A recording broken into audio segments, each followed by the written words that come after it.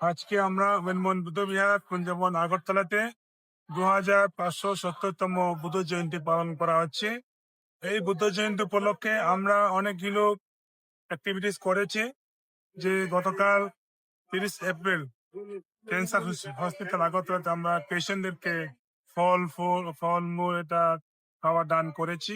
বিকালবেলা আমাদের বাচ্চাদেরকে নিয়ে এসে কেন্দ্র কম্পিটিশন বুদ্ধ উপরে আমরা লাইভ বা বুদ্ধ উপরে কুইজ কম্পিটিশন করেছেন। আজকে সকালে বুদ্ধ পূর্ণিমা উপলক্ষে প্রভা ফেরি করেছেন। তো সকালে আমরা এই বেবি বুদ্ধকে বাতিল করে সকালে এই সংগদান বুদ্ধ পূজা ধর্ম সংঘ পূজা অনুষ্ঠানটা সম্পন্ন করেছি। আর বিশ্ব শান্তির জন্য আমরা প্রার্থনা করেছি যাতে বিশ্বেতে সবাই শান্তি থাকতে পারে। আজকাল বিশ্বেতে যুদ্ধ হয়, আমরা যুদ্ধ চাই না, বুদ্ধ চাই। বুদ্ধ সন্দেশ সব জায়গাতে আমার পৌঁছাতে দরকার। যে মানুষ বুদ্ধ সন্দেশকে পালন করবে ভবিষ্যতে শান্তি থাকতে পারবে।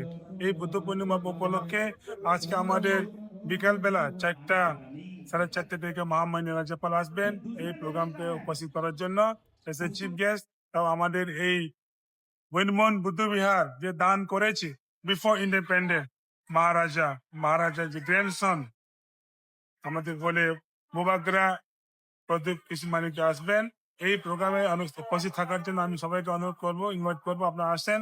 এই বুদ্ধ বিহারে সবাই জাতি সবার ভাষা আমাদেরকে এসে এই বুদ্ধ পূর্ণিমা পালন করা হয়। এটা খুব সুন্দর।